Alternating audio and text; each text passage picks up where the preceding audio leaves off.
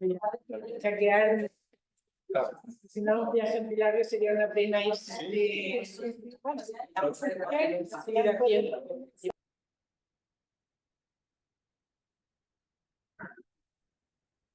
Muy buenos días, doctora Flor Jiménez Garita, decana del Sistema de Estudios de Posgrado de la Universidad de Costa Rica, doctor Francisco Guevara Kiel, decano de la Facultad de Letras de la Universidad de Costa Rica, doctora Ruth Cubillo Paniagua, directora de la Escuela de Filología, Lingüística y Literatura de la Universidad de Costa Rica, magistra Verónica Murillo Chinchilla, directora del programa de posgrado en Literatura de la Universidad de Costa Rica, doctor David Roas Deus, conferencista inaugural de la Universidad Autónoma de Barcelona, doctora Encarnación Medina Arjona, invitada internacional de la Universidad de Jaén, doctora Francisco Ayero, invitado internacional del Instituto de Humanidades y Ciencias Sociales y de la Universidad de Mar del Plata, doctor Santiago Caruso, invitado internacional, artista, ilustrador de la Escuela Municipal de Bellas Artes, Carlos Morel, Argentina, ponentes internacionales y nacionales, docentes y estudiantes de la Universidad de Costa Rica, público en general que nos acompaña de forma presencial, virtual y diferida, bienvenidas y bienvenidos a la apertura y conferencia inaugural del cuarto Congreso Internacional de Literatura Comparada. Para mí, como director del Departamento de Literatura de la Escuela de Filología, Lingüística y Literatura, es un honor y un placer darles el recibimiento a este prestigioso, multicultural e interdisciplinario encuentro académico que nos regalará, sin duda, diálogos y experiencias enriquecedoras a lo largo de toda esta semana. Para iniciar, le cedo la palabra a la decana del Sistema de Estudios de Posgrado, doña Flor Jiménez Garita.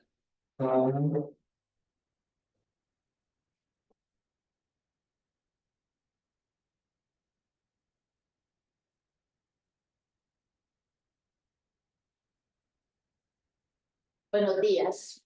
Quiero dar un saludo al doctor Francisco Guevara, decano de la Facultad de Letras, a la doctora Ruth Cubillo Paniagua, directora de la Escuela de Filología, Lingüística y Literatura, y a la máster Verónica Murillo Chinchilla, directora del programa de posgrado en Literatura, así como al compañero que se encuentra también ubicado en la mesa. Es importante también dar la bienvenida a toda la distinguida audiencia que nos acompaña el día de hoy de forma virtual o de forma presencial, docentes, administrativos, estudiantes, personas invitadas. Muchas gracias por acompañarnos. Una calurosa bienvenida a todos los expositores nacionales e internacionales que vamos a tener durante este congreso, y concretamente hoy al doctor David Roas, académico de la Universidad Autónoma de Barcelona, quien es nuestro invitado especial para la conferencia inaugural La maternidad monstruosa en la ficción española y latinoamericana actual. En Posgrados UCR nos sentimos muy orgullosos de participar en el cuarto Congreso Internacional de Literatura Comparada. Teoría de la literatura y diálogos interdisciplinarios, organizado por el Programa de Posgrado de Literatura, en forma colaborativa con la Escuela de Filología, Lingüística y Literatura y la Escuela de Lenguas Modernas, así como el Decanato de la Facultad de Letras. Quisiera empezar con esta frase del respetado y recordado escritor argentino Sabato. La literatura no es un pasatiempo ni una evasión, sino una forma, quizás la más compleja y profunda de examinar la condición humana. La literatura nos lleva a caminos inexplorados, a mundos inimaginables y a conocer sociedades lejanas a nuestras realidades. Nos adentramos en la vida de personajes quienes se vuelven por un tiempo nuestros compañeros de viaje durante el recorrido. Algunos amados y otros no tanto. Nos invitan a reflexionar y a conectarnos con nuestras emociones, a realizar un autoconocimiento.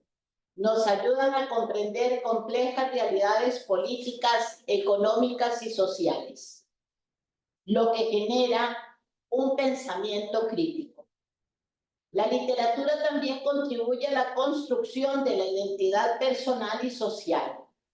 No tiene límites de idiomas, géneros, creencias, etnias, en fin.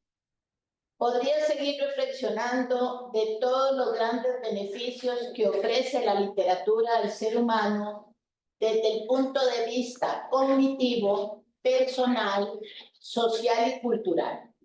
Sin embargo, nuestro invitado especial el día de hoy, en estos días, en las actividades del Congreso, promoverá diálogos, conversaciones y espacios para deliberar sobre todo el aporte que realiza la literatura en nuestras vidas y que impactan la academia desde la investigación, la docencia, la acción social y todo el trabajo que se realiza con nuestras poblaciones, llámense estudiantes y comunidades. Este congreso nos permite divulgar el quehacer investigativo, docente y estudiantil del posgrado de literatura y busca promover la generación de espacios de reflexión e intercambio de conocimiento a partir del estudio de la literatura como vehículo de expresión cultural. Este espacio nos invita a adentrarnos, a analizar los aportes de la historiografía y la historia literaria que permite conocer la realidad de la persona autora y cómo la persona lectora interpreta los contextos planteados. También en este congreso se profundizará en la literatura comparada, la crítica literaria y los desafíos actuales del humanismo.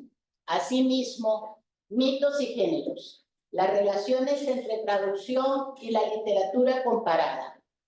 Es aquí donde se reflexionará sobre la importancia de la ilustración en la literatura, el diálogo existente entre la literatura y prácticas artísticas como el cine, el teatro, las artes visuales, la música y las relaciones inter y transmediales. Esto sin olvidar toda la relación existente entre la literatura y otras áreas del conocimiento, como la filosofía, el psicoanálisis, la historia, la antropología y otras. Para el Sistema de Estudios de Posgrado, participar hoy en la apertura de este cuarto Congreso Internacional de Literatura Comparada demuestra nuestro compromiso de buscar siempre la actualización de conocimientos y el intercambio de experiencias que beneficien tanto a estudiantes, docentes y poblaciones beneficiadas y en general a la sociedad nacional e internacional. Por ello, la importancia de este congreso que nos ofrece saberes y nos invitan a la reflexión. El Sistema de Estudios de Posgrado hoy ofrece a las personas estudiantes de doctorado, 84 maestrías académicas, 93 maestrías profesionales y 79 especialidades. Así nos hemos convertido en el sistema de estudios de posgrado más robusto de la educación pública y privada de Costa Rica y de la región. Somos un semillero de investigación y desde el CEP siempre hemos aportado conocimiento y buenas prácticas en todas las áreas y una de ellas es el aporte en el ámbito de la literatura. Como esa letra inolvidable que queremos repasar para incorporar en nuestro ser. Recordemos que la literatura no es un pasatiempo ni una evasión, sino una forma, quizás la más completa y profunda de examinar la condición humana. Que aprovechemos este espacio de aprendizaje y de interacción. Buenos días.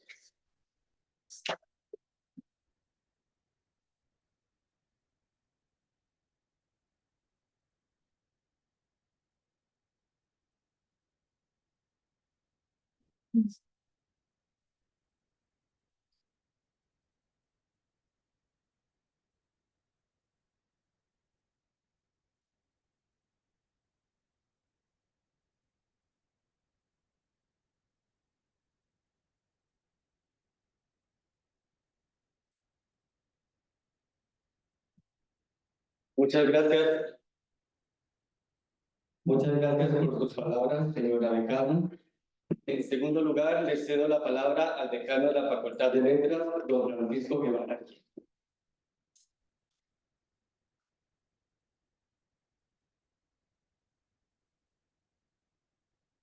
saben, aspectos técnicos, después de la pandemia, esto se ha recrudecido enormemente.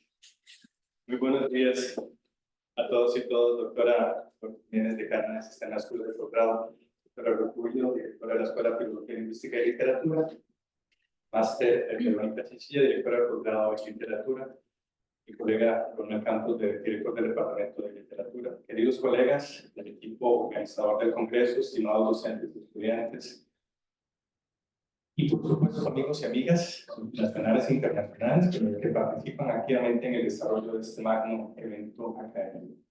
Quisiera darles la más cordial bienvenida al Congreso de Literatura Comparada que se lleva a cabo en su cuarta edición aquí en la Facultad de Letras de la Universidad de Costa Rica. Se trata de un evento académico cultural que ya ha logrado consolidarse en el tiempo, que nos ha dejado maravillosos resultados que buscamos prolongar y compartir con el fin de que impacte positivamente no solo en la comunidad universitaria, sino también nacional e internacional a través de los diferentes productos que genera, como las memorias, artículos de revista o la creación de redes académicas.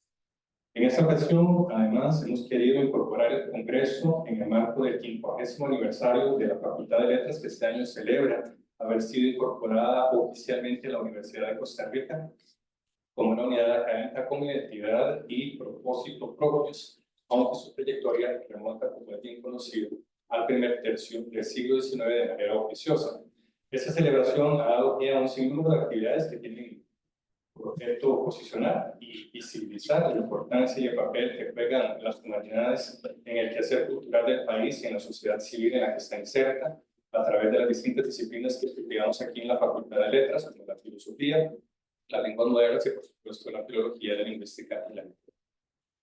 Este congreso viene entonces a enriquecer las actividades que realizamos para resignificar y actualizar el mensaje humanista que queremos llevar a la comunidad universitaria y nacional tras haber sido declarada de interés institucional y evidenciar cómo las reflexiones que surgen de aquí se inscriben y se articulan perfectamente para dar cuenta del lugar que ocupan la sensibilidad, la reflexión sobre la condición humana a través de los textos literarios, sus avatares, subjetividades, la alteridad y la diversidad de todas sus formas y manifestaciones, los procesos de creación artística, los vínculos que se tejen entre los discursos literarios, los símbolos, incluso una arqueología y una radiografía de la modernidad, todo eso en el desarrollo de las personas y de sus distintas dimensiones psicológicas, espirituales, intelectuales y sexuales.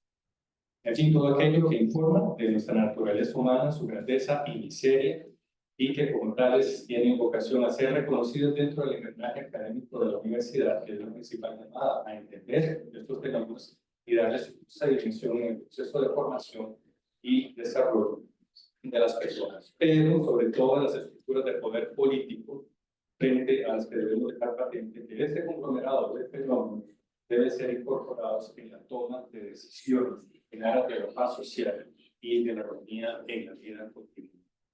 Este Congreso tiene entonces esta función incidental de validar y de evidenciar estas inquietudes y poner de manifiesto la importancia de las humanidades en el proceso de construcción de nuestras jóvenes generaciones, mismas que tendrán en algún momento a cargo de las riendas del país, así como la responsabilidad que les incumbe en el devenir de la sociedad y la necesidad de tomar conciencia como ciudadanas y ciudadanos responsables del papel que ejercen en el logro del bien común y esa paz social y esa armonía de la que acabo de hacer.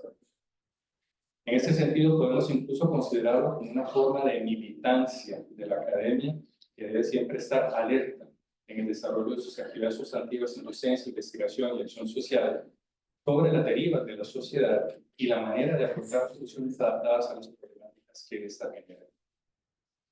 Porque, debo decirlo, y esto no solo se reduce únicamente a la realidad costarricense de hoy en día, sino que pareciera que afecta a todo el conglomerado de naciones occidentales en este momento, las humanidades son cada vez más fuertes en cuanto a su necesidad, su valor y sus aportes, siendo consideradas cada vez más como un accesorio de la vida pública de las que se puede prescindir en todo momento, porque no rinde beneficios económicos inmediatos, porque no es una mercancía que se pueda monetizar como un bien de consumo, y porque el insaciable y voraz mercado transnacional impone una agenda corporativista a los gobiernos nacionales cada vez más exigente, que les obliga a pegarse a sus necesidades inmediatas distanciando cada vez más a nuestras jóvenes generaciones del ámbito de la reflexión y de la creación para decantarlas hacia el ámbito de la transacción y de los servicios.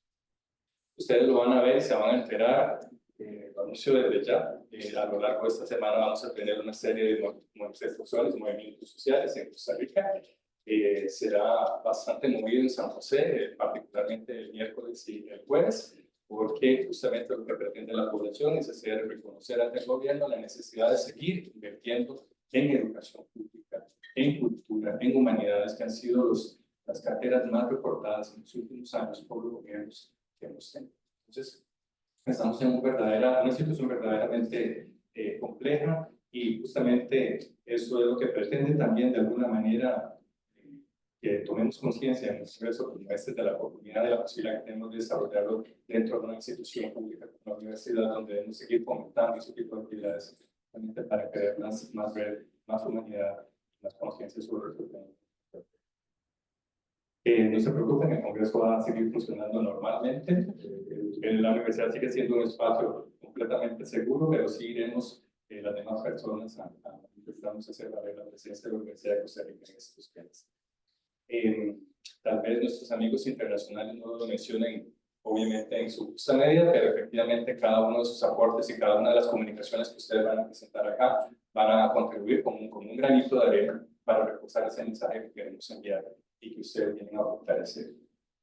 Eso también me lleva a tener un pensamiento muy caluroso para nuestros amigos y amigas académicos de otros horizontes de América Latina que quisieron participar presencialmente en este congreso, pero no pudieron acompañarnos porque tuvieron serios problemas a nivel de sus gobiernos. La situación política en algunos ha sido particularmente compleja, y eso es lo que nos hace pensar que efectivamente un congreso como estos necesita también llevarse a cabo en paralelo con una manifestación como las que vamos a tener, porque yo creo que eso debería ser nuestra labor. En ese sentido, nuestra solidaridad y comprensión, deseando que no pierdan la esperanza en un mundo mejor, en un país de paz y de estabilidad como se merecen, y sepan que sus aportes en este congreso a distancia y a Zoom serán de verdadero valor y un mensaje de esperanza. Quisiera agradecer a todo el equipo de personas que nos han acompañado en este proceso para organizar este congreso, puesto al sistema de estudios de posgrado, la persona, la señora decana, que nos ha dado un apoyo en este momento, sobre todo ella que tiene grandes presiones para priorizar sobre todo las carreras mal llamadas STEM. Asimismo, también a la Oficina de Asuntos Internacionales, en la persona de doña Tatiana Senior, que no nos pudo acompañar, pero que también han colaborado en este proceso. Y por supuesto para todos y cada uno de nosotros y nosotras, pues, sacar el mayor provecho de esta actividad, que espero será de gran interés y donde efectivamente pues creo que tendremos resultados. Así que muchísimas gracias y feliz congreso a todos.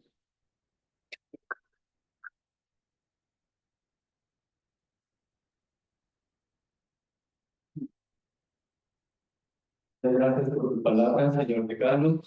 Por último, le cedo la palabra a la directora de la Escuela de Filología, Lingüística y Literatura y fundadora de este congreso, doña Ruth Cubillo Panita.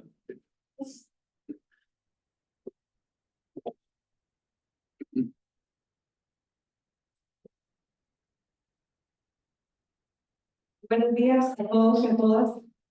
Diga, doctora Flor Jiménez, decana del Sistema de Estudios de Posgrado. Doctor Francisco Guevara, decano de la Facultad de Letras.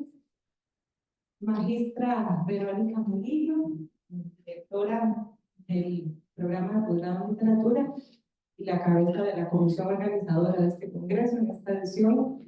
Doctor Ronald Campos, director del departamento de literatura de la Escuela de Filología, Lingüística y Literatura. En esta mañana, bueno, primero que todo quiero darle la bienvenida a todas las personas que nos acompañan tanto de manera presencial como virtual. Y aunque me presentaron como directora de la escuela, cargo que tengo en las meses de haber asumido, yo quisiera hablar como organizadora de los congresos de literatura comparada, que me van a permitir esa licencia, porque para mí es sumamente regocijante que esta cuarta edición esté sucediendo hoy.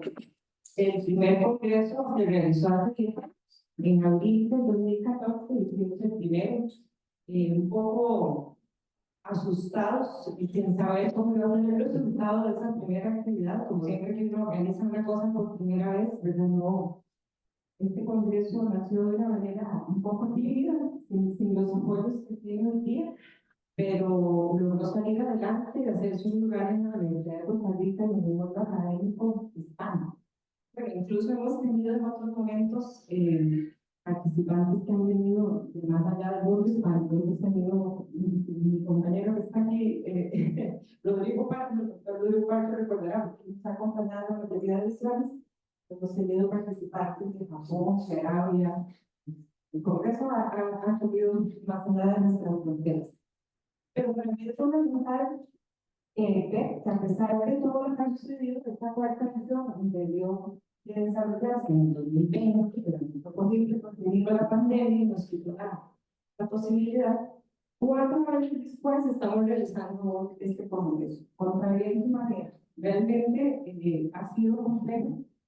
Todo lo que explicaba ahora el señor decano, la facultad, todos los recortes que ha habido a la educación pública costarricense y sobre todo en las humanidades, no dejan de incidir en la organización de una actividad como esta. Y sin embargo, sigue adelante. Y sigue adelante con gran éxito. Me parece que esta edición también está haciendo una edición, bueno, hoy inauguramos, pero el programa de ustedes tienen en sus manos del Congreso y que pueden consultar también en las páginas web, pues si no lo tienen impreso aquí, da cuenta de esta gran participación. A mí me parece fundamental que no solo el Congreso como tal haya adquirido un espacio, se haya ganado un lugar, sino que las áreas temáticas que estudiamos también van teniendo un lugar privilegiado en nuestra facultad y en la Universidad de Costa Rica en general. Yo creo que este Congreso ubica internacionalmente a la Universidad de Costa Rica, le da un lugar que también muchas otras actividades que hacemos pues, contribuyen a darle, pero este congreso en particular nos pone en la escena internacional y eso es importante. Lo que aquí hacemos pues una serie de actividades que a veces no se divulgan suficiente. Yo creo que también a veces los ataques que nos hacen son por desconocimiento, pero bueno, la idea que en este caso pues sí haya esa presencia y esa posibilidad de plantear y presentar lo que hacemos aquí.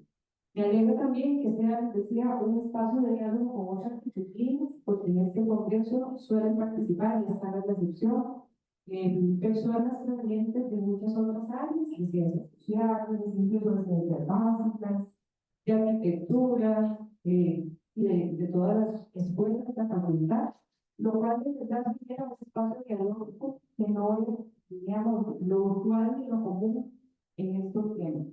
Generalmente nos hemos enfocado tanto en el trabajo disciplinar que hemos abandonado el trabajo interdisciplinario.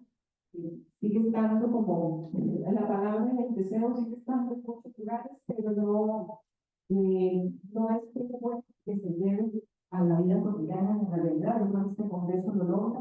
Hacemos logramos tener un espacio de diálogo continuo durante 5 días con diversas disciplinas y áreas del saber. Entonces, tenemos también, como ustedes vieron en el programa, ponencias relacionadas con otras prácticas como el cine, la pintura, la escultura, la danza, y también con otras áreas del saber, como el psicoanálisis, la historia, la filosofía. Me parece muy relevante también incidir en la idea de que desde la literatura hacemos una lectura crítica de la sociedad, que no se trata de una bella arte simplemente, no solo eso, no deja de serlo, pero creo que nuestra intención es dar a entender que los estudios literarios van más allá de evidenciar esa belleza que hay en la literatura y que nos interesa plantear a partir de ahí toda una reflexión acerca de la sociedad, de la realidad en la que vivimos, y a partir de ahí lograr formar personas con pensamiento crítico. Creo que es una de las grandes labores de los profesores de literatura hoy día.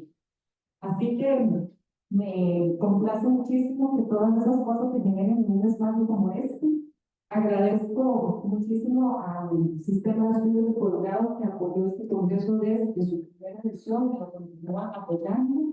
También a la Vicerrectoría de Investigación, que nos ha apoyado de diversas maneras, a la Oficina de Asuntos Internacionales de Cooperación Externa, como mencionaba el decano, a la Facultad de Letras, a las dos escuelas que participan, la Escuela de Lenguas Modernas y la Escuela de Filología, Lingüística y Literatura, que a su manera han sabido apoyar también el desarrollo de esta actividad.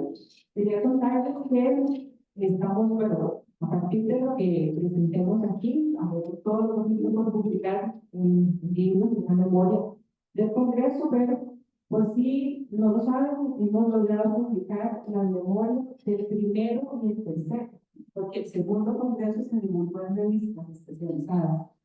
El doctor Ronald Campos, que aquí me acompaña, yo editamos 2 tomos de un virtual, nos hicieron impresiones digitales porque cada tomo tiene cerca de 400 páginas, pero lo pueden descargar gratuitamente, se llama Estudios de Literatura Comparada, así se llaman los 2 tomos.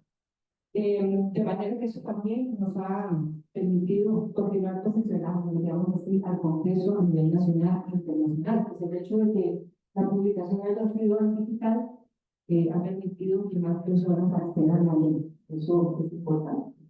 Así que pues los invito también a ir preparando las presentaciones que van a hacer en este Congreso, porque sí tenemos la firme idea de publicar las memorias de lo que aquí se diga.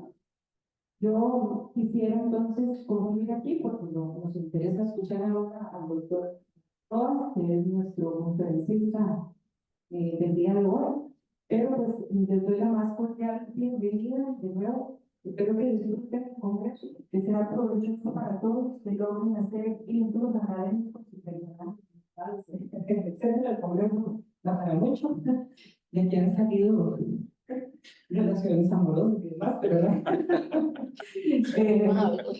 sí, pero bueno, lo más importante claramente es todo el trabajo académico que tenemos aquí. Así que muchísimas gracias y bienvenidos y bienvenidos.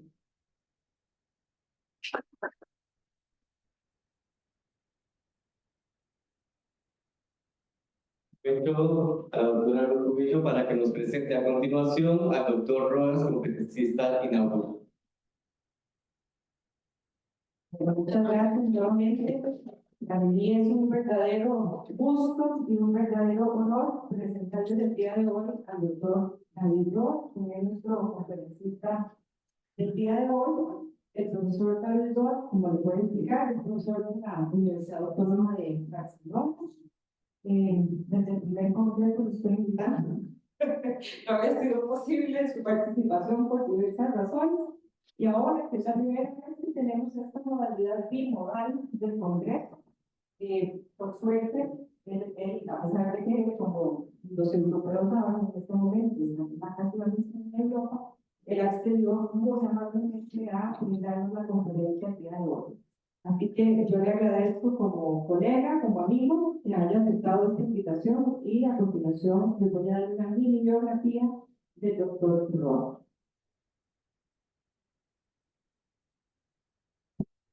David Rojas es escritor y catedrático de Teoría de la Literatura y Literatura Comparada en la Universidad Autónoma de Barcelona, donde también dirige el grupo de estudios sobre lo fantástico, así como la revista Brujana, especializada también en investigación sobre lo fantástico.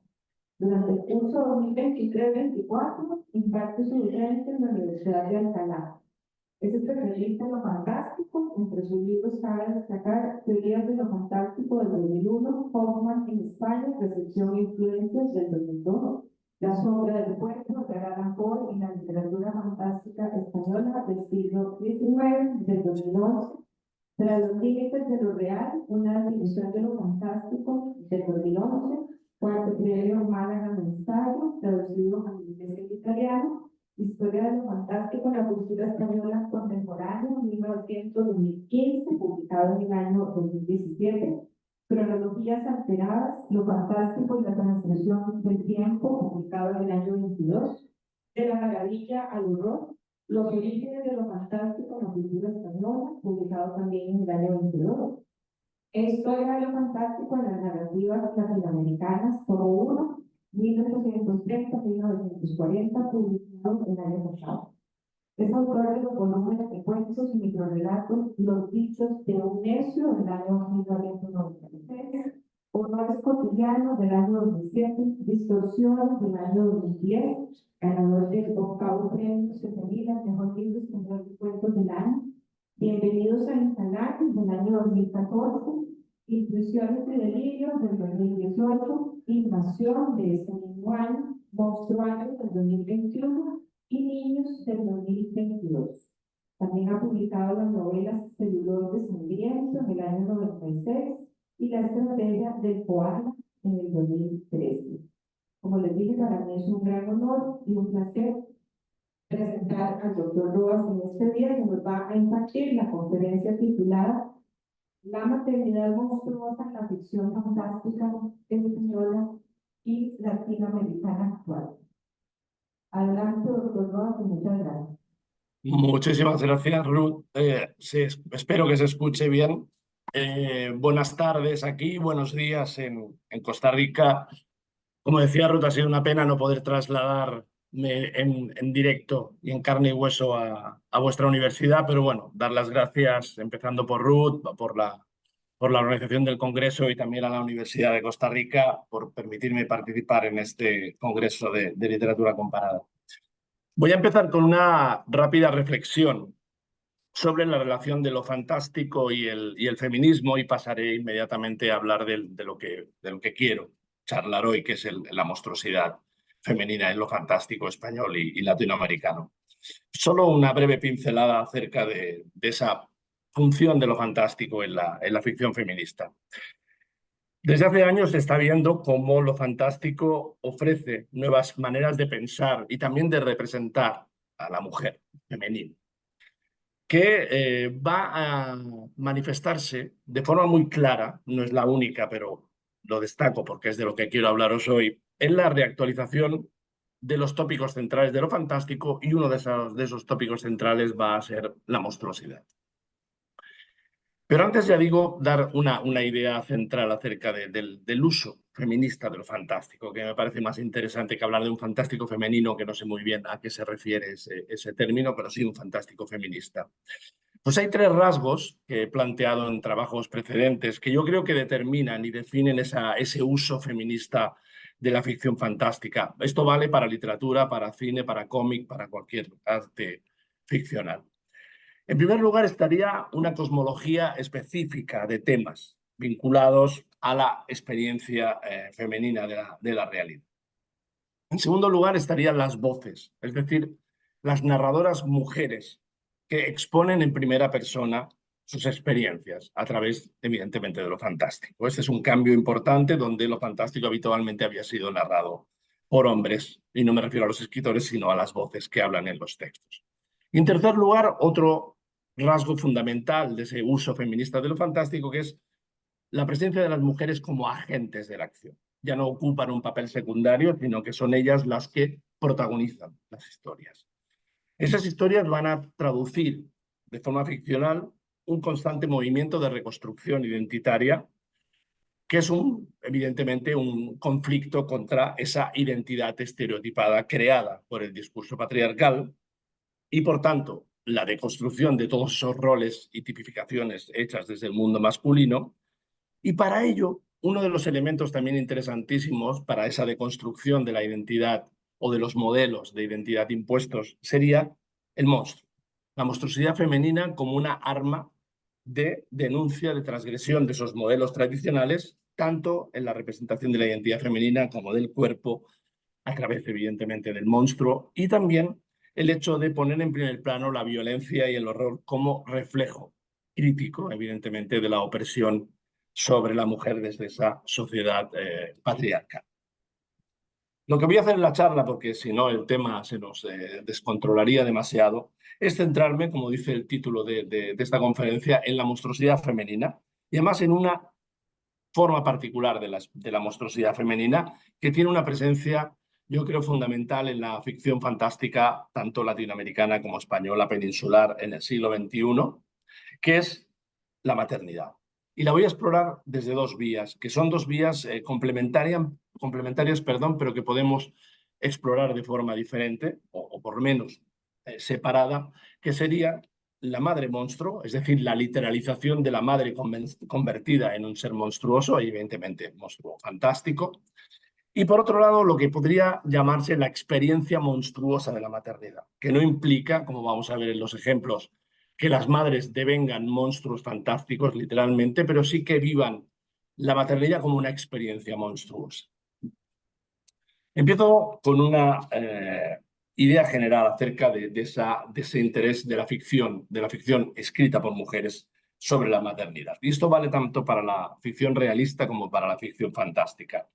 Yo creo que no hay duda que este es un tema que está teniendo un amplio desarrollo en el siglo XXI. No quiere decir que se invente en el siglo XXI, pero sí que cada vez más voces de autoras, mujeres, están explorando, ya se hizo con el realismo, pero sobre todo con lo fantástico, para manifestar una crítica respecto a ese control que se ha establecido desde el poder patriarcal sobre la experiencia de la maternidad.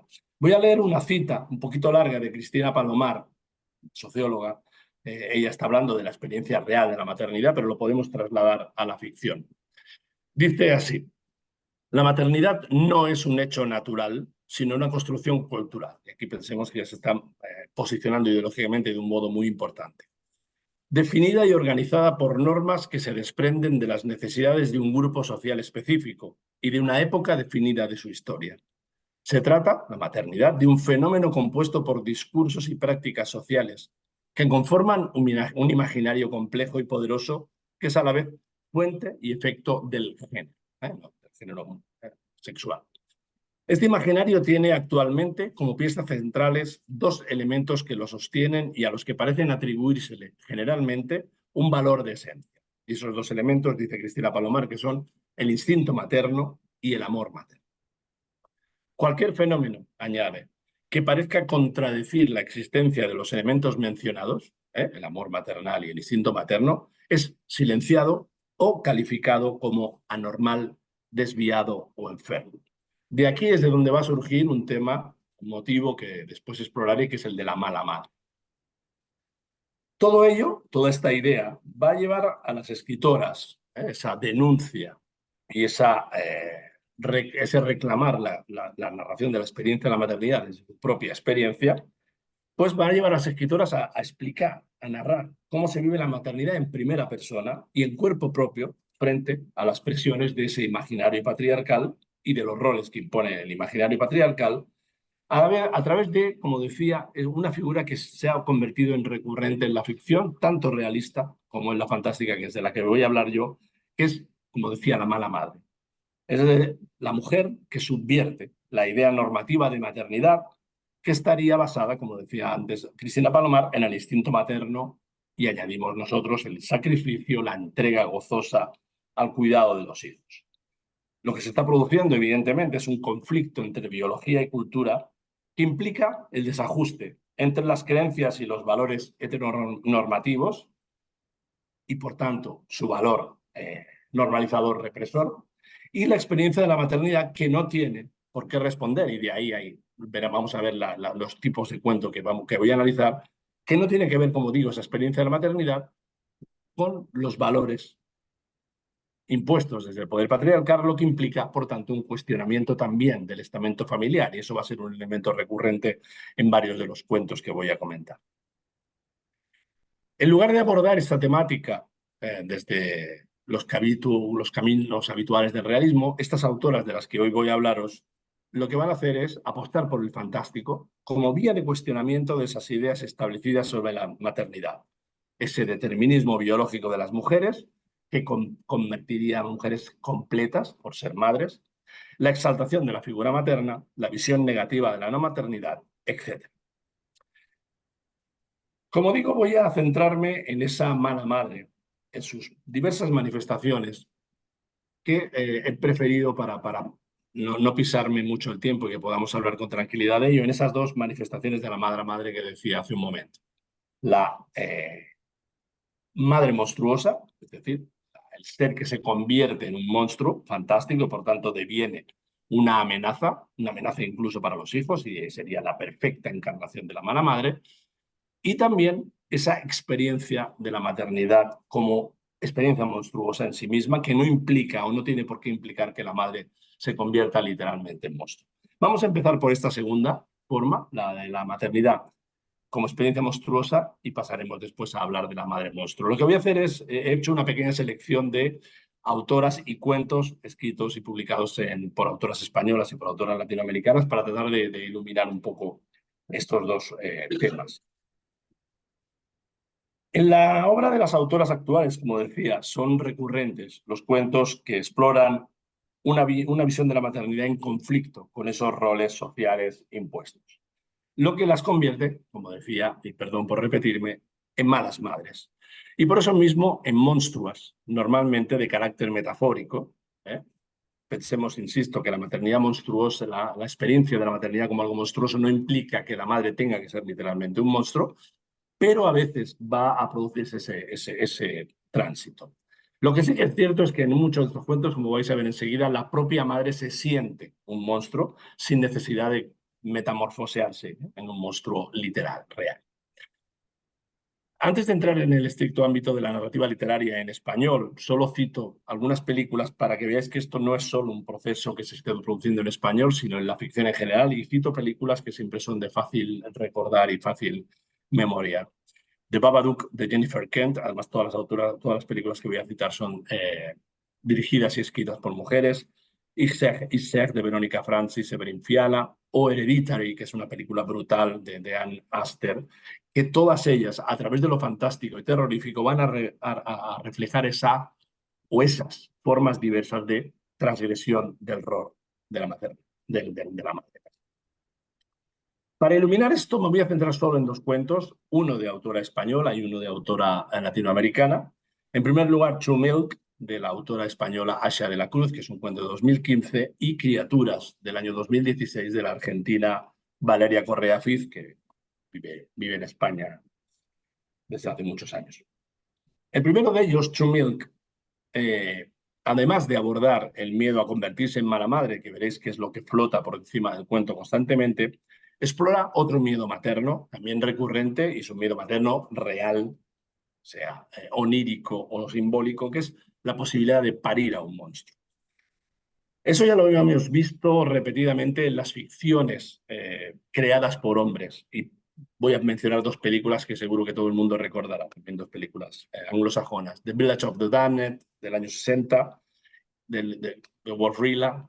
John Carpenter volvió a hacer una versión en los años 90. Y Rosemary's Baby, del año 68, de Roman Polanski, que no sé en Costa Rica, pero en España destrozaron, como siempre hacemos, el título de la película porque se llamó La semilla del diablo, con lo cual desde el minuto cero uno ya sabía de qué iba la película. Sin embargo, el título en inglés, Rosemary's Baby, es mucho más elegante, mucho más vago y no permite hacerse una idea de por dónde nos va a llevar la película. Sabremos que habrá un niño y una Rosemary, pero poco más.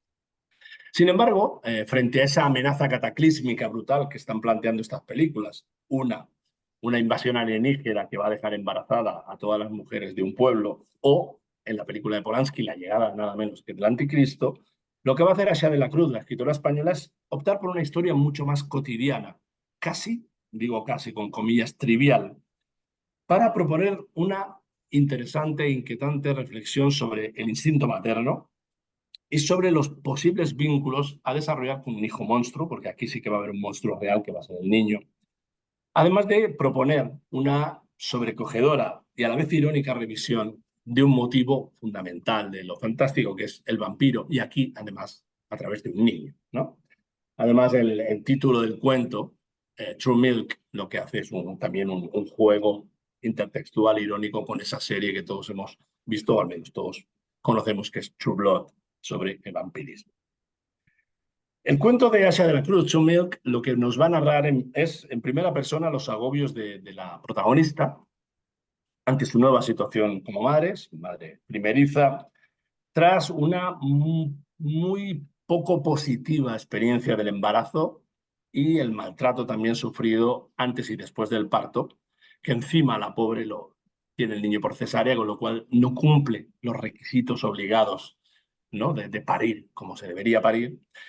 Y como digo, esa experiencia va a ser una experiencia negativa porque va a sufrir un maltrato a través de tres grandes instancias que podríamos decir perfectamente representadoras del poder patriarcal, que serían el estamento médico, la suegra y el marido. 3 tótems fundamentales del patriarcado. Todos ellos van a cuestionarla como madre y el cuento va a narrar ella en primera persona esos agobios y sobre todo un agobio central, que es el que da pie a la trama del cuento, que es el hecho de que tiene problemas para alimentar a su hijo. Lo que vamos a ver desde las primeras páginas son los fallidos intentos de la protagonista por amamantar a su hijo. Problemas que achaca tanto a su inexperiencia como a tener siempre a la suegra aquí detrás molestando, incordiando y reconviniéndola por hacerlo mal. Un tópico de cualquier ficción, no solo fantástica, aunque es una figura muy terrorífica la suegra. Y eso le va a hacer a la protagonista dudar de su propio instinto materno, que supuestamente debería sentir. Cito de los primeros momentos del cuento. Dice ella: me quedé mirando al nene, contorsionado, ronco, la piel arrugada, todo él de un material extraño. No parecíamos de la misma especie. Y esto es interesante porque después sabemos que es un vampiro. ¿Dónde estaba mi instinto maternal? Me habían dicho que era algo instantáneo, biológico, inevitable, un resorte químico que se dispara durante el parto. Aunque también me habían dicho otras cosas, que no debía ser madre, que era muy joven, que era legal abortar. Fijaos desde dónde parte esta mujer hacia el embarazo. Con el paso de los días se va a hacer evidente que el niño no está sano porque evidentemente no come, se encuentra en peor estado físico, y eso llena a la madre de inquietud. Por tanto, aquí no hay una mala madre, sino que hay una madre preocupada. Y uno de los días que está intentando que el niño mame, pues le muerde en el pezón de una forma bastante salvaje. Y dice ella: di un grito, lo aparté de mí, grité de nuevo, manaba sangre de su boca, se relamía. En el cerco oscuro de mi pezón se habían abierto 2 llagas diminutas. El bebé hacía muecas torpes por acercarse de nuevo a la fuente de comida, pero yo no veía que hubiera brotado una sola gota de leche. Lo que es alimentado, evidentemente, como vamos a ver después, es de sangre. Le devolví a su cuna y comenzó a llorar histérico. Entonces, esta situación le da una idea a la protagonista y aprovecha que en un momento que se queda sola para hacerse un corte en la mano y sacarse sangre y mezclarla con leche en polvo y dársela al niño. No sabía, dice, si era ético lo que estaba haciendo. Sabía que Dios condena el vampirismo, pero los hechos son, y que Dios me perdone, que aquel biberón de color chicle fue el primero que mi bebé engulló con apetito desde su nacimiento. A partir de este momento, a partir de que descubre que dándole sangre mezclada con leche en polvo, pues la cosa funciona, pues el niño mejora muy deprisa y nadie descubre sus heridas, ni siquiera su marido, puesto que ante el asco que le da las cicatrices de la cesárea, que tampoco es para tanto, ella siempre apaga la luz antes de desnudarse. Aquí también el cuento, y esto va a ser muy recurrente en muchos cuentos sobre relación de pareja y madre monstrua, pues nos ofrece un revelador y crítico retrato de la relación de pareja, ¿no? Ese hombre que ha estado siempre cordeándola y que en el momento ahora del sexo, como tiene una pequeña heridita, pues ya no le parece una mujer tan excitante, ¿no? No se detiene mucho en el cuento, pero da 3 o 4 momentos estupendos para mostrar esa crisis de pareja, ¿no?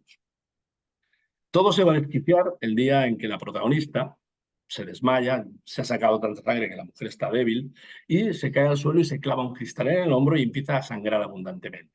Entonces, el bebé, que está en su habitación, no está con ella, empieza a llorar con una ansiedad insólita. Y entonces ella se da cuenta, ahí, que lo que le excita es la sangre, y asustada, cierra con llave la habitación del niño, dejándolo dentro, recordemos que es un bebé, y se va de casa. Tras pasar varias horas en un bar, irónicamente se está tomando tequilas con sangrita. No lo había dicho, el cuento se ambienta en México, pero tampoco tiene un valor específico para la historia. Pues la protagonista, después de varios tequilas, revisa su móvil, su celular, y se da cuenta de que tiene 10 llamadas, evidentemente, del marido y de la suegra. Y entonces, pensando en lo que puede haber encontrado el marido y la suegra al volver a casa, pues decide regresar. Y el cuento se cierra con una irónica reflexión de la protagonista sobre maternidad y vampirismo. Estas son las últimas líneas del cuento. Lo primero que vi fue una ambulancia en el jardín. Si algo fatal había ocurrido, si era ya cadáver lo que transportaban al interior del furgón, solo deseé que se tratara del niño. Menuda frase. Después de todo, a él le aguardaba la eternidad, como a cualquier miembro de su especie. Esa ironía sobre el vampirismo y también sobre la maternidad, que lo que prefiere es que el niño sea lo que se lleven debajo de las. Con este cuento pongo en relación el que antes os mencionaba, el de la argentina Valeria Correa Cid, titulado Criaturas, que apareció en su libro, en su primer libro de cuentos, La condición animal, publicado en España en 2016, en el que la maternidad, como esta experiencia monstruosa, esta vez es contemplada a través de los ojos de un hombre. Aquí quien va a narrar es un hombre, aunque la autora es una mujer, y me parecía interesante también contrastar voces diversas, ¿no? Esa mujer está embarazada y todo en el relato va a manifestar la repulsión del hombre hacia el estado de la mujer, por el propio hecho de estar embarazada, pero también por la transformación física de la mujer, y evidentemente hacia todo lo que eso va a implicar egoístamente en su vida, la llegada de un niño, etc. Además, el relato se ambienta en un escenario distópico. Estamos en un lugar azotado por una plaga de anfibios que lo invaden todo y que dejan una especie de musgo gelatinoso sobre todas las cosas, incluida la piel de las personas. Eso obliga a salir a la calle enfundados en un traje especial, fumigar con veneno a los anfibios, eliminar animales muertos. Es decir, estamos en una situación verdaderamente cataclísmica. Lo interesante del cuento y la inteligencia de Valeria a construirlo es el hecho de que la invasión de anfibios se va a narrar en paralelo al proceso del embarazo de la protagonista. Y eso va a generar un constante juego de reflejos muy revelador de lo que está ocurriendo en el vientre de la mujer y fuera, en ese espacio invadido por las criaturas que dan título al relato, que es un término doble. Pensemos que va a servir tanto para referirse a esos seres anfibios como también al niño, término habitual para referirse a los niños pequeños, criaturas, ¿no? Dice el narrador, pensaste levemente en tu hijo, en el agua que lo custodiaba, el líquido amniótico, y lo reblandecía, y en los ecos de las ranas que agrandaban la noche. Fijaos, y eso van a ser muchos, solo voy a ir un par o tres de ejemplos, pero muy, muy interesante ese juego de reflejos entre el líquido interior en el vientre y el líquido exterior en el que habitan los anfibios. Este juego de paralelismos también se manifiesta en las valoraciones del cuerpo gestante que hace el narrador, marido de la mujer, como algo deforme, como algo monstruoso, que va a comparar, ¿no?, evidentemente, con el cuerpo de los anfibios. Dice, Catalina con los ojos hinchados de batracio enorme. Ya, literalmente el marido está calificándola de batracio, de rana. Ahí estaban, en otra cita, dice, los ojos fijos en la oscuridad de la noche, las papadas mórbidas, los vientres hinchados y gomosos, está describiendo a los anfibios, pero dice, como el de tu mujer. Por tanto, fijaos como el juego de reflejos entre el cuerpo de la gestante y el cuerpo de los anfibios es constante a lo largo del relato. Por lo tanto, a lo largo del cuento se va a hacer evidente el rechazo del narrador, protagonista, tanto del hijo por venir como del propio cuerpo embarazado de la mujer. Vinculable todo ello tanto al miedo a la paternidad que tiene ese hombre como a la expresión, claramente, de una relación ya fracasada con su mujer. Lo fantástico, es un cuento que está ahí entre dos aguas, lo fantástico va a irrumpir de forma clara, de forma muy terrible, justo al final del cuento. Al final, el niño va a nacer muerto en un parto prematuro, solo pesa 900 gramos, es muy pequeñito, coincidiendo, y aquí por eso insisto en la dimensión fantástica del relato, con el fin de la plaga. Justo en el momento que ese niño nace muerto, la plaga finaliza y desaparece, lo que potencia, por tanto, esa conexión, ese juego de reflejos que yo antes os mencionaba. Leo el final que no hace falta ni comentar. Son las últimas líneas del cuento. La piel fría de tu hijo desnudo, los miembros encogidos, la barriga hinchada, los ojos abultados. Fijaos cómo está también describiendo a un anfibio. Y su escaso peso te fueron diciendo que sí, que esta vez era cierto, que sin lugar a dudas la plaga de los anuros se estaba por acabar. Cerraste la bolsa en la que está el cadáver, y libre para siempre de criaturas, en plural, pudiste por fin llorar. Libre de hijo, libre de anfibios que invadían el. Paso ahora, para no entretenerme demasiado, a la madre monstruo. Hemos hablado de las experiencias de la maternidad como algo monstruoso. Fijaos que ninguna de las dos madres es un monstruo literal. Y ahora vamos a pasar a esos textos donde aparece esa madre perfectamente representada como monstruo.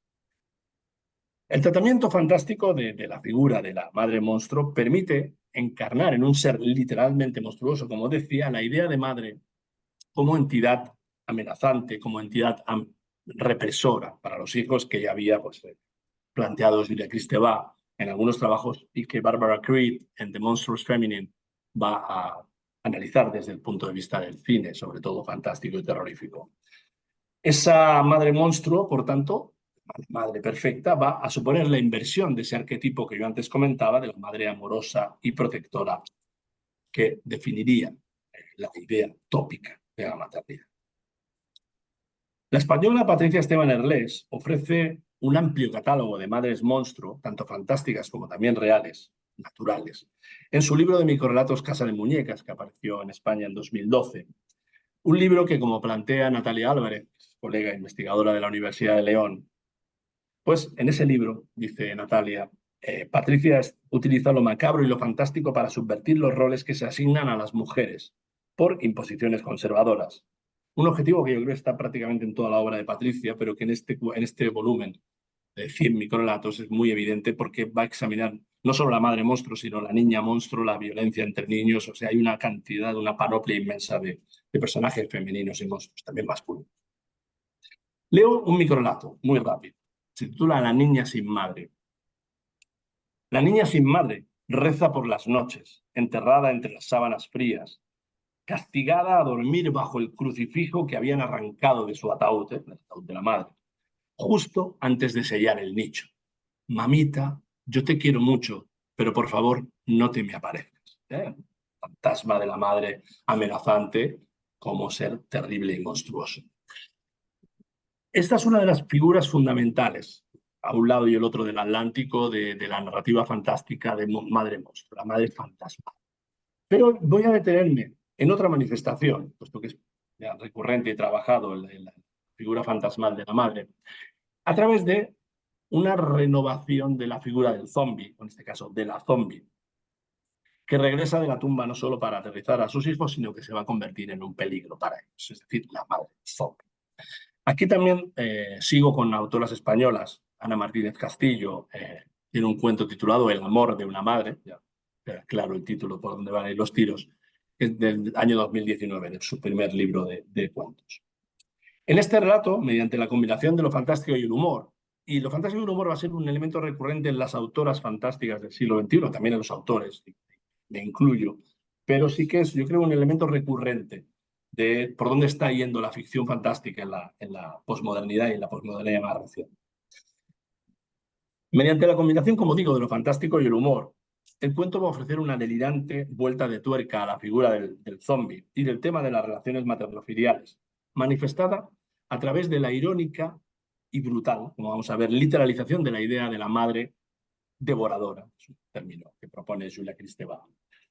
El protagonista del relato, y aquí vamos a tener también un cuento narrado por un hombre, el protagonista del relato es un tipo ridículo que conforme avanza el cuento cada vez es más ridículo, cada vez es, si me permitís decirlo así, cada vez es más imbécil, gracias a los torpes intentos a lo largo de todo el cuento por justificar el haber asesinado a su madre. Lo que vamos a leer es como una especie de declaración, no sabemos ante quién, policías, juez, abogado, lo que sea, para tratar de justificar por qué ha matado a su madre.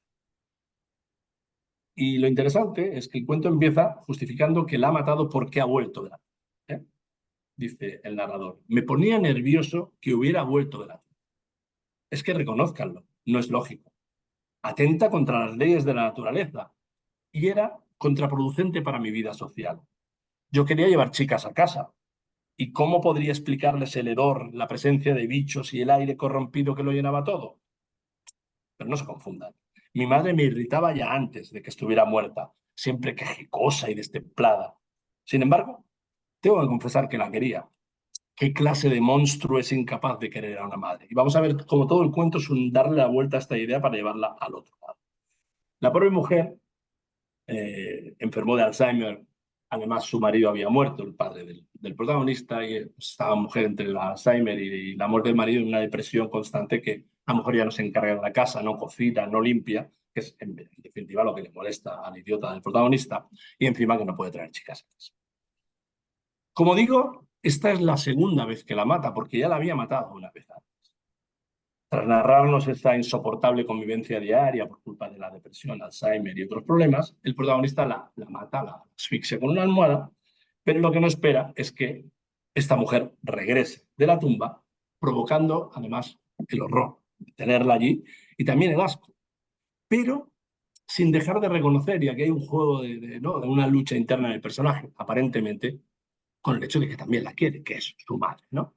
Voy a leer un par de fragmentos para que se vea el tono del cuento y cómo las sensaciones de ese personaje al ver cómo su madre ha regresado de la tumba. Se la encuentra en la cocina y dice: estaba comiéndose un filete de ternera crudo a mordiscos, chorreando sangre, con un hambre salvaje y demente. Me cagué vivo. Di unos pasos hacia atrás tratando de no hacer ruido, pero la vieja me vio. Fijaos aquí, ya no es la madre, que es la vieja. O me dolió, vete tú a saber. Se puso de pie tambaleante y trató de avanzar hacia mí. Yo corrí a lo largo del pasillo y me encerré en mi cuarto. Atranqué la puerta como pude porque mi madre estaba dentro. Un momento después sale a ver qué ha hecho la mujer y dice: creí que iba a levantarse para atraparme, pero no.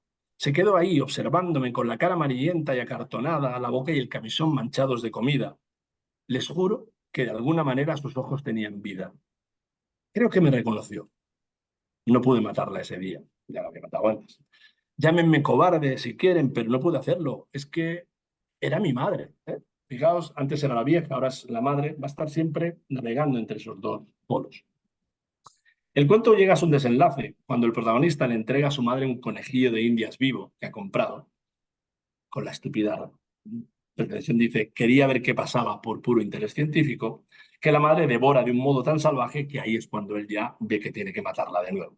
Y leo también las últimas líneas del cuento.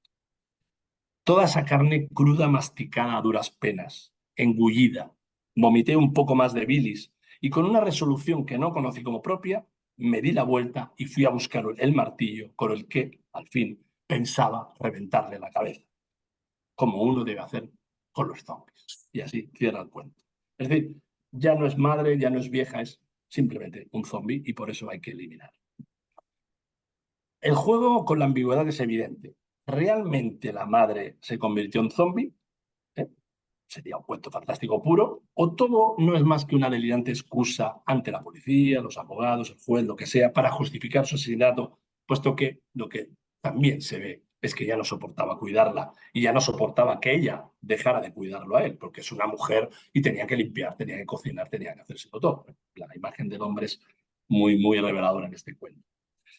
Más allá de la ambigüedad, es decir, si lo tomamos como un cuento puramente fantástico, un cuento que juega con lo fantástico, lo que el relato lo está proponiendo, y por eso lo he traído aquí, es una ácida crítica de las relaciones materno-filiales, llevadas a una situación límite, así como el tratamiento paródico del zombie, sin que pierda su dimensión fantástica y terrorífica. Pese al humor, pese a la ironía constante, el cuento, si lo leemos como fantástico, o incluso como no, sigue teniendo esa dimensión terrorífica, inquietante. Una variante de la madre monstruo, de la mala madre, la tenemos en la figura de la madrastra. Aquí escogí un cuento en el que el cuento es fantástico, pero la mala madre no va a ser puramente fantástica. Pero me pareció interesante para que vierais fórmulas diversas del tratamiento de la madre monstruo. En esa figura de la madrastra va a haber muchas autoras latinoamericanas y españolas que, desde una perspectiva feminista, posmoderna, muy en la onda de Angela Carter, por ejemplo, van a utilizar esa figura para alejarse del fairy tale, alejarse de las convenciones del cuento de hadas, para ofrecer, evidentemente, una crítica de esa figura y de esa visión patriarcal construida a través de los cuentos de hadas de la madrastra, de la mala. Para ilustrar esta variante, he seleccionado un cuento de una escritora ecuatoriana, Solange Rodríguez Pape, cuento titulado La historia incómoda que nos contó Olivia el día de su cumpleaños, que aparece recogido en el libro que publicó en España en 2018, La primera vez que vi un fantasma. Se trata de un cuento que está construido como un monólogo dramático. Esta Olivia va a hablar, va a tomar la palabra en una fiesta la fiesta de sus 50 cumpleaños y va a contar. Va a hacer una especie de confesión respecto a su vida de casada, a su relación con la maternidad y al futuro que le espera. con esa maternidad. Pero insisto, pensemos ya también en la interesante figura de esa mujer que tiene 50 años y va a estar reflexionando sobre la maternidad y sobre su deseo de ser madre. Como la propia Olivia refiere, está casada con un hombre rico que ya tiene un hijo de un matrimonio anterior, tipo se llama Hugo, y es el horror, es un machista, frío, controlador, que además le es infiel, o sea, es perfecta representación del hombre en su peor representación, evidentemente. Pero a medida que avanza el monólogo, se hace evidente que el verdadero centro de la historia no tiene que ver tanto con esa relación, con ese marido horrible, sino con su insatisfacción de no ser madre y de verse limitada a ejercer de madrastra. Y pensemos, insisto, con esa fecha, esa edad de 50 años, que es muy importante. Pese a sus ilusiones de ser madre, Hugo nunca ha querido tener un hijo con ella, puesto que ya le basta con un Huguito, que es el hijo que tiene del matrimonio anterior, que además, encima, el niño es un calco de su padre. Es igual, es un caprichoso, machista, trata fatal a la pobre Olivia, como si estuviera a su servicio y no como si fuera su madrastra. Y eso también, evidentemente, perturba muchísimo. Al principio del cuento, o de la narración, de ese monólogo, a Olivia no le parece del todo mal, ¿no? Adaptarse a ese papel de madrastra para que la estabilidad familiar se mantenga. Y aquí también hay un mar de fondo respecto a la construcción de la familia, ¿no? Dice, y yo, con la sonrisa congelada, cosida en las comisuras, sudando frío porque nos han dicho que debemos ser buenas con los hijos de nuestros esposos. ¿Verdad que la palabra madrastra tiene algo de odioso? Pensad que ella está hablando con un montón de amigos y amigas familiares que se han reunido en su fiesta, 50 cumpleaños. Seguro que la inventó, la palabra madrastra, alguien que tuvo que soportar a la esposa de su padre. Que, así fuera Mary Poppins, de todas formas la detestas por una única y crucial razón. Se está cogiendo a tu papá. Y también el humor, como os decía, siempre es una constante en muchos de los relatos fantásticos de autoría femenina. Como advierte Sánchez Amás en un estudio sobre este cuento, dice, la frustración de una maternidad negada y esta posición familiar de conflicto motivan la rebeldía de Olivia, porque la historia de Olivia es un relato de libertad, conseguida a través de un delirante plan para disfrutar de su maternidad. Y ahora veremos por qué lo califica de delirante plan. Para ello, Rodríguez Pape va a echar mano de otro personaje femenino típico de los cuentos y leyendas populares, lo que podríamos en este caso llamar la mujer del saco, no el hombre del saco, boogeyman estadounidense, ¿no? La mujer del saco. Una mujer espantosa, como la propia Olivia la califica, con la que se va encontrando varias veces. Primero se encuentra por casualidad en un semáforo, se le acerca al coche pidiendo limosna, y esa visión se le va a quedar en la cabeza. Y también la idea de ver una ciudad a la que ella no está acostumbrada, ¿no? Ella vive como un hombre rico, etcétera, ¿no? Y viendo de madrugada, cuando ella es la encargada de llevar a Huguito al liceo, tiene que salir de madrugada para atravesar toda la ciudad y llegar a la hora al colegio, pues le sirve también a Solán Rodríguez Pape para introducir una nota importante de crítica social, ¿no? Porque es una ciudad que esa mujer no conoce y que empieza a descubrir gracias a esos viajes, como digo, de madrugada para ir al colegio. Como dice ella, dice, la ciudad en la madrugada pertenece a un tiempo sobrenatural, no nuestro, sino de otros seres que solo deambulan mientras nosotros estamos descansando. Para ir resumiendo, esta vieja espantosa, se le va a aparecer constantemente en sueños, ¿no? Empieza a obsesionarla y una noche que Olivia no puede dormir, sale a pasear y se la encuentra. La mujer se le acerca, la agarra de la muñeca y le exige que le traiga al niño. Pero Olivia pelea un poco con ella, se escapa y vuelve corriendo a casa. Y entonces, fijaos, añade en el monólogo que está haciendo, dice, supe que estaba embarazada a los 7 días del embarazo. Sin que Olivia lo afirme de forma explícita, de esa frase se puede derivar esta idea y está vinculando su inesperado embarazo, 50 años, su marido no quiere tener hijos, al encuentro con la vieja. Y también implícitamente queda claro algo, que va a tener que pagar ese servicio. Y aquí es donde ya el cuento, que parecía un cuento realista, incluso con ese tono social, va a ir derivando hacia lo fantástico. Así, ya harta un día de soportar a Huguito, una de esas mañanas que lo lleva al liceo, se lo entrega a la vieja, que, pues eso, Olivia está aquí actuando como la típica y tópica madrastra de cuento de hadas, ¿no? Mandando matar a la hija, Blancanieves, etcétera, o incluso actuando ella misma, ¿no? Aquí la escena que va de la entrega del niño también se va a derivar rápidamente a lo insólito, por no decir yo directamente a lo fantástico, puesto que Huguito es un adolescente de 16 años y esta vieja pequeña, poco, ¿no? No va a tener ningún problema en meterlo dentro de un saco y cargárselo en la espalda, ¿no? Y la imagen es muy interesante, pero también está yendo un poco más allá de lo aceptable realista, ¿no? Y después, enseguida, dice la narradora, después se acercó a mí con su carga, mostrando sus encías pálidas en algo que parecía una sonrisa. Y fijaos, dice, ya éramos socias, dos criaturas raras que tenían un secreto.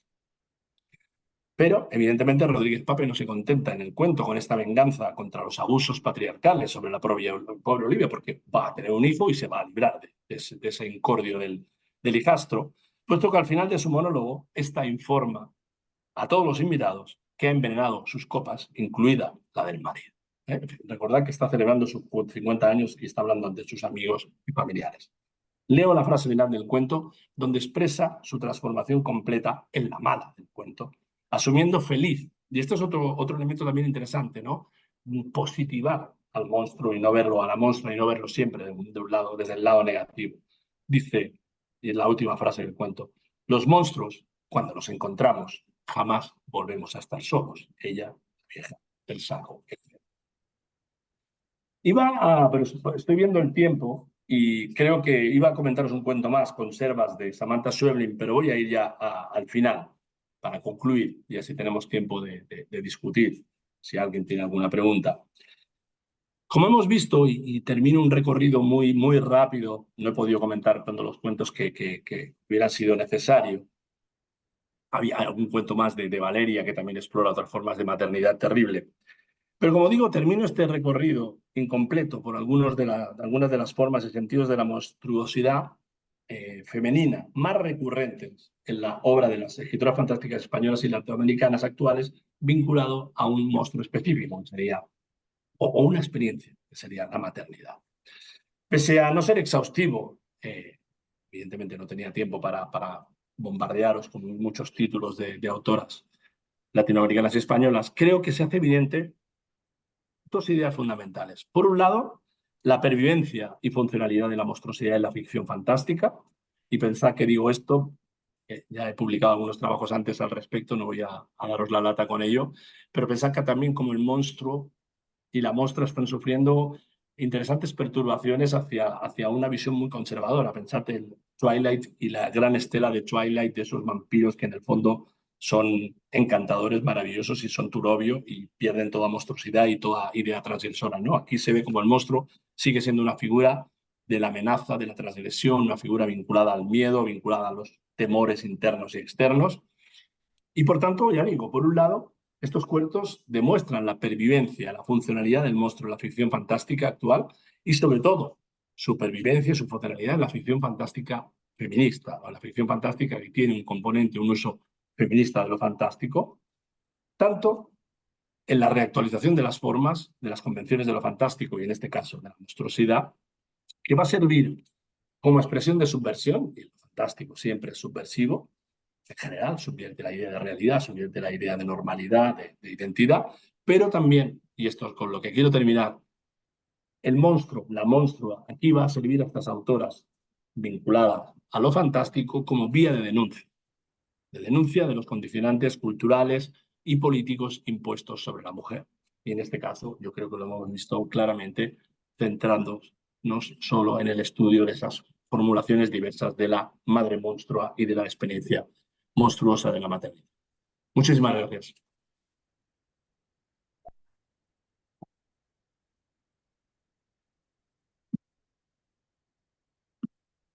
Muchísimas gracias, doctor Roa, por esta magnífica conferencia inaugural que nos ha cautivado y que también comienza a tejer esos vínculos literarios y culturales entre ambas orillas del Atlántico. Si alguien tiene alguna pregunta, algún comentario.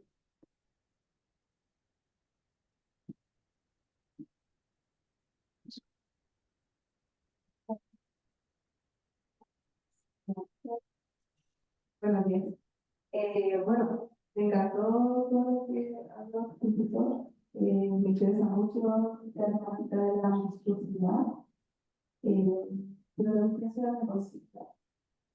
Última frase que la mujer dice, los monstruos cuando nos encontramos jamás volveremos a estar solos, o volvemos a estar solos. No, Perdonadme, pero es que llega muy mal el sonido de ese micro. Tal vez se acerca más al micrófono de él frente. A ver. Sí.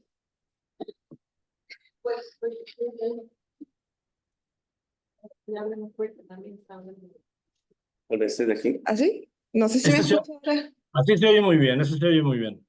Ya, ok, gracias. Bueno, te comentaba que me interesa mucho la temática de la monstruosidad. Tú dijiste una frase recién que decía, los monstruos cuando nos encontramos jamás volveremos a estar solos. Esa frase, disculpa, no coloqué mucha atención, pero ¿eso sacaste de un libro?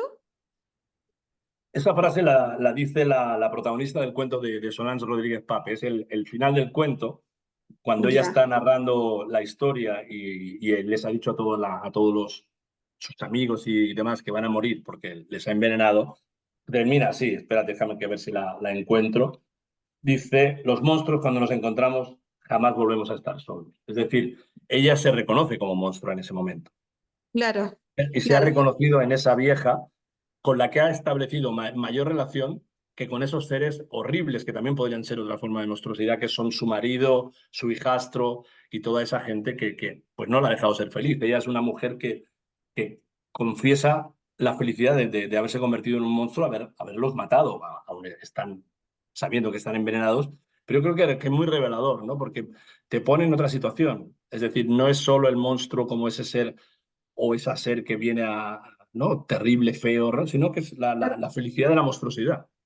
Sí, es que me llamó la atención porque pienso, en este caso que tú estás trabajando aquello, ¿cuáles crees tú que serían los teóricos, los críticos fundamentales para trabajar o abordar de alguna forma lo monstruoso en la literatura? Interesante. A ver, a mí me han ido muy bien. El problema Doy una vuelta, pero te respondo. El problema de los críticos y teóricos de la monstruosidad es que desde el mundo anglosajón se mezcla la monstruosidad real con la monstruosidad fantástica. Es decir, la mayoría de títulos, y hay gente muy interesante, Noel Carroll tiene un libro estupendo que se llama Philosophy of Horror, la filosofía del horror o del terror, que es un libro sobre la monstruosidad que a mí me ha sido muy útil, ¿eh? Yo te recomendaría ese libro por encima de muchos. Es un libro que casi todos los ejemplos son del cine, habitualmente del cine anglosajón, pero es un libro muy bueno para comprender de dónde viene la monstruosidad y cómo se crean los monstruos. Es decir, qué propiedades les damos al monstruo y por qué, cómo el monstruo se nutre de nuestros miedos y transmite nuestros deseos también, ¿no? No solo una figura del mal, sino que también es una figura que nosotros en el monstruo proyectamos el deseo, ¿no? Que un vampiro también nos atrae, ¿por qué? Porque es inmortal. No solo porque mate gente. Y ahí ¿no? Nos desdoblamos en la relación con el monstruo.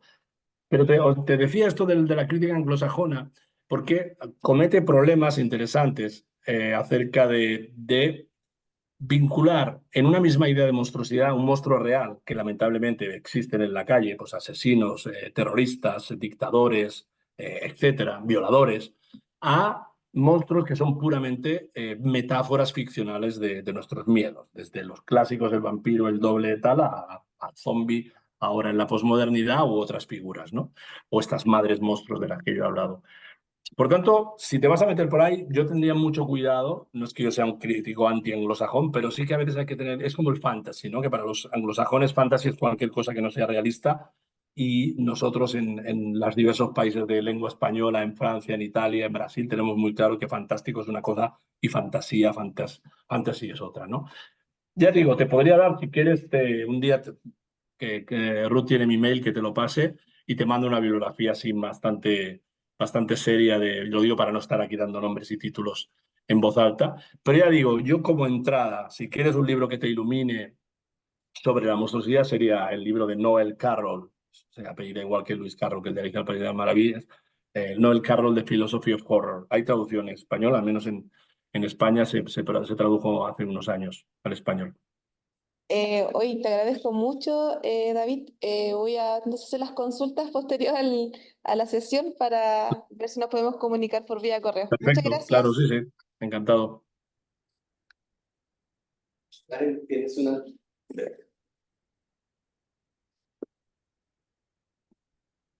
¿Ahí me escuchas, David? Perfecto. Bueno, aquí creo que también me ves desde este ángulo, ¿verdad? Te veo muy Mucho, lejos. Te veo muy sí, lejos, pero te veo. muy complacida de escucharte y de verte y cada vez que lo hago, pues me asombro un poco también de todos los alcances que tiene la literatura fantástica contemporánea. Quería hacerte nada más una consulta muy puntual y es si en todos estos estudios y la relación entre los personajes femeninos, madres, etcétera, ¿verdad? Y el vínculo con lo fantástico, has trabajado también el tema de la madre fallecida. Tal vez no desde ese tópico de madre zombie, ¿verdad? Que tiene características como muy vengativas, sino más bien como a la usanza tradicional fantástica, ¿verdad? Un poco más romántica, un poco más piadosa, como esta idea del alma en pena, ¿verdad? De la Claro, madre, que también es como muy propio de este tipo de literaturas y que se opone directamente a la noción mimética, ¿verdad? Literaria. claro. Muchas gracias. No, gracias a ti. Placer verte. No, pues la verdad es que no, porque cuando empecé a trabajar en la monstruosidad, todo esto viene primero de trabajar solo en la monstruosidad fantástica femenina en España, en la literatura peninsular española en español, y después me abría a las autoras, muchas de ellas además son amigas, que cultivan lo fantástico en las diversas literaturas latinoamericanas, pero fíjate que no se me ocurrió meterme en ese tipo de madre porque como que me producía una sensación mucho más perturbadora, en el sentido no solo de perturbarme a mí como lector, sino perturbadora en el sentido de la idea de la maternidad y de la madre, esas figuras que encarnan o bien el monstruo amenazante, como la madre zombie, como esta madrastra, etcétera, aunque ella sea real, pero entra en contacto con una mujer fantástica, o bien esas mujeres que se veían perturbadas por una situación de maternidad. Hay un cuento, por ejemplo, de Giovanna Rivero, que tampoco la madre es una monstrua, pero sí que su hija se alimenta y ella tiene que alimentar a la hija cazando humanos, etcétera. Y siempre, no sé por qué no, y es buena idea, ¿eh? Sería una manera de ampliar el espectro de esas fórmulas de la maternidad, ¿no? Ir a ese otro tipo, ¿no? A esa maternidad que regresa en otra dimensión, pero no como un ser amenazante. Pero yo, claro, ya me dejé llevar por esos trabajos sobre todo de Julia Kristeva, que mencionaba antes, o de Barbara Creed, que mira, para la otra persona que antes hablaba de la monstruosidad, es un libro muy interesante porque es sobre la monstruosidad femenina en el cine masculino. Es el de Barbara Creed, que se titula The Monstrous Feminine, el monstruo femenino, que es muy útil. Pero la verdad es que no me había metido por ese campo. O sea que ahí tienes tú un campo. Te lo regalo Ok, gracias. a ti. ¿Alguien tiene alguna otra pregunta, consulta que quisiera acercarse y planteársela al doctor Ross?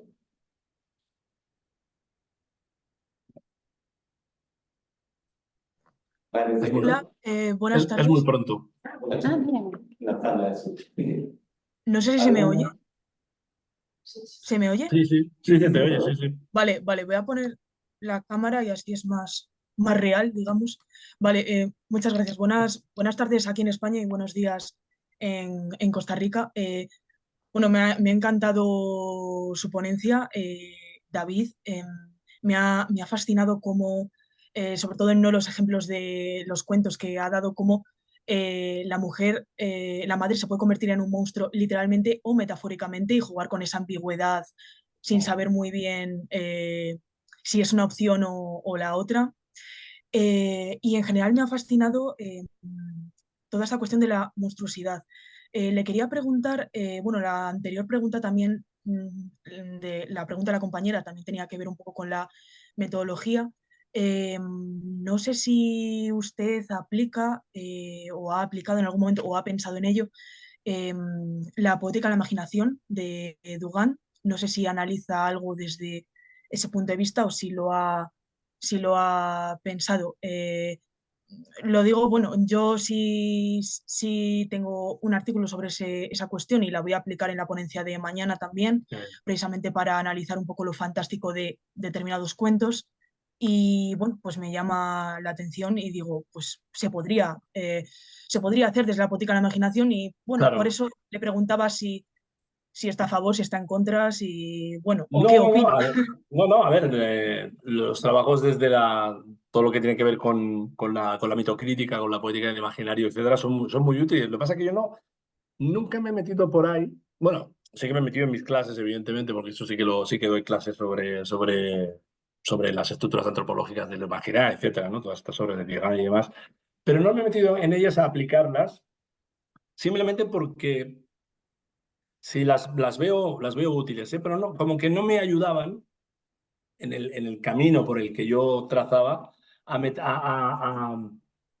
explorar esa forma de monstruosidad. También porque es una forma de monstruosidad muy nueva. O sea, sin quitar el valor que seguimos pudiendo utilizar a Dugan y a los mitocríticos, incluso a los mitocríticos anglosajones, pero como que no me servía para tratar de explicar un fenómeno que es muy reciente.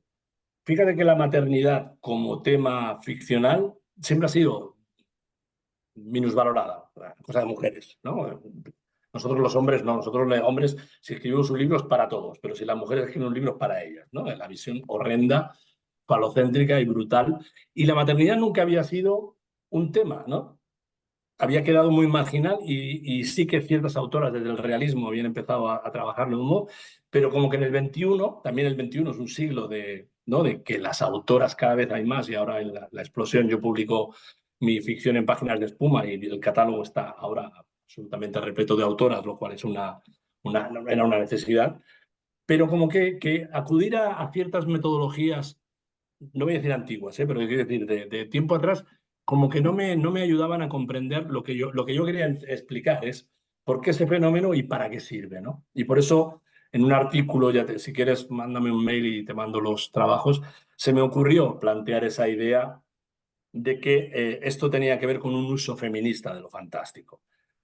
Hay muy poco. La teoría de lo fantástico feminista también empieza muy torpemente hacia los 70, 80 y es más una idea de casi un esencialismo femenino de lo fantástico que no explica nada, porque lo que explica lo que yo estoy trabajando es el uso feminista, es decir, el uso de lo fantástico no solo para perturbar la realidad, sino para denunciar.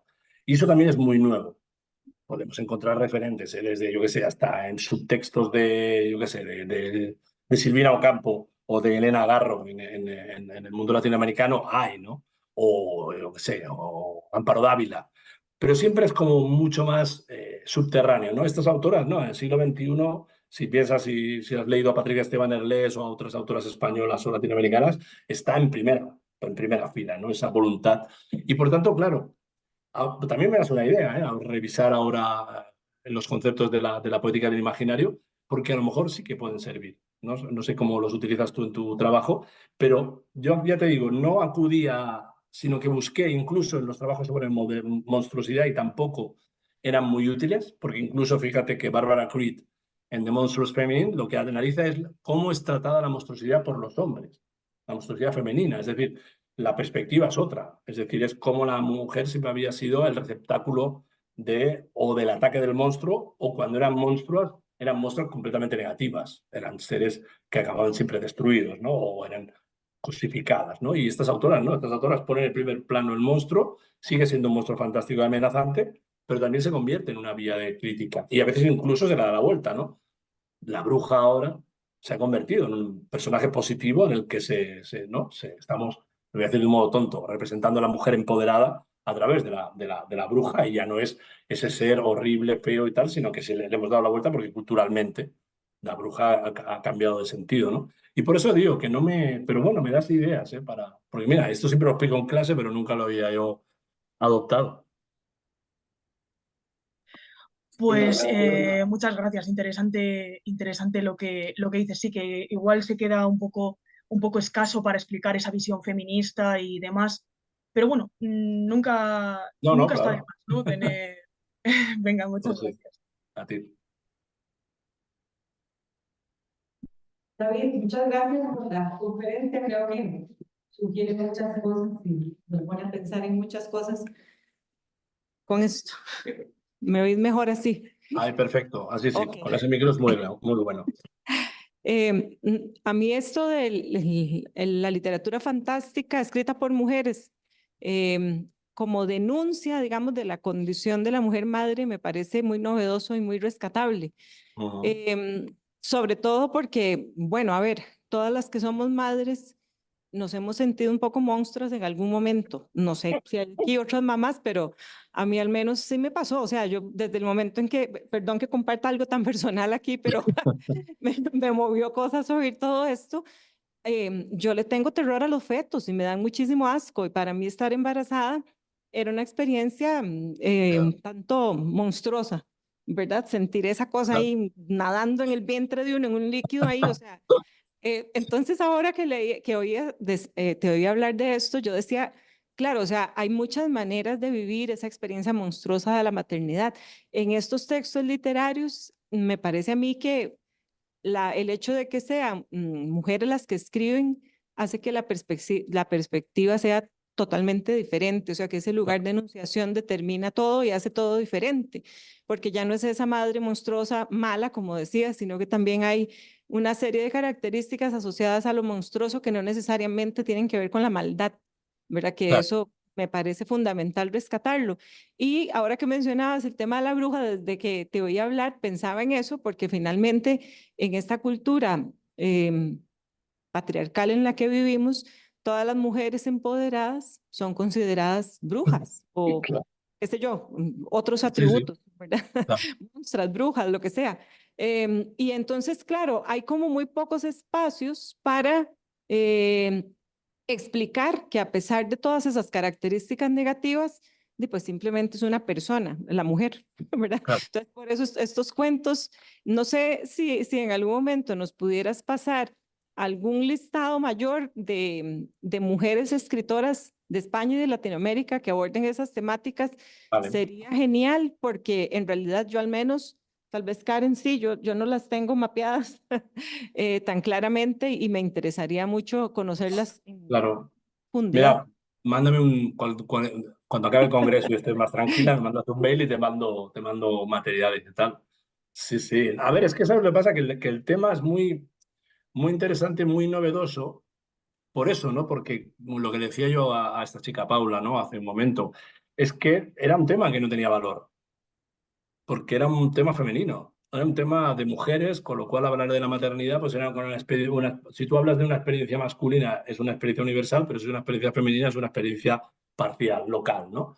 Y claro, cuando empecé a ver como cantidad de autoras, ¿no? Que no quiere decir que sean las únicas, las primeras, pero sí que era como extraño. Y si no, la maternidad era tratada por los hombres. O sea, y es Alien, ¿no? Que es la película Alien en el fondo también, ¿no? Sino una reflexión. Bueno, había hablado Mary Shelley en el año 1818 y como que el tema no había sido muy recurrente, ¿no? Pero sí que ahora yo creo que perdida pues eso, ¿no? O liberadas las autoras de ciertas constricciones, pues se está hablando de cuestiones y sobre todo lo que me interesó y sobre todo me llamó la atención es eso, que no utilizaran lo confesional, ¿no? Lo realista testimonial, sino que construyeran encuentros fantásticos e inquietantes. Porque estas madres, sean o no sean monstruos, donde la moral, y eso está pasando incluso en los autores masculinos, ya ese concepto de moral y lo fantástico es una cosa como muy antigua, ¿no? Pero que las autoras ahora empiecen y no tomen estos temas y los conviertan en temas fantásticos me parece muy renovador. Y yo creo que es gracias a eso, a la cantidad de autoras que están apareciendo en un montón ¿no? de países en lengua española. La historia que tú has mencionado antes, el primer volumen, ahora a principios del año que viene saldrá el segundo por fin. Lo que hemos hecho, sobre todo, y lo que yo le pedía, y está Karen y estás tú por ahí, para que se pusiera en primer plano también las autoras, ¿no? Que siempre ha habido autoras, pero que como que no las habíamos hecho caso a las autoras fantásticas y todos hemos caído en ese mismo problema. Y ahora ponerlas en primer plano te das cuenta de cantidad de temas que los hombres, evidentemente, no habíamos tratado, por lo que fuera, o por ideología, porque no era un tema propio, que ahora las autoras, y yo creo que la maternidad es un campo fascinante, ¿no? Y ver eso, ¿no? Como no es solo una forma de maternidad, sino que estamos o están trabajando en multitud de formas, desde maternidades brutales a maternidades más ideológicamente, ¿no?, definidas, ¿no? Es muy interesante, la verdad. Sí, muchas gracias, David. A ti. Sin duda queda el interés encendido y ojalá nos dure toda la semana. Así que vamos a darle las gracias una vez más al doctor Roas. Un aplauso por su participación. Muchas gracias. Recuerdo que nos han acompañado por todos los canales y las vías. Recordarles nada más, tenemos como 10 minutos de receso. A las 11 comienza la mesa 1 por la sala Zoom, titulada Las caras del yo, y recordarles que retomaremos a las 2 de la tarde de forma presencial en esta misma sala. Que estén muy bien.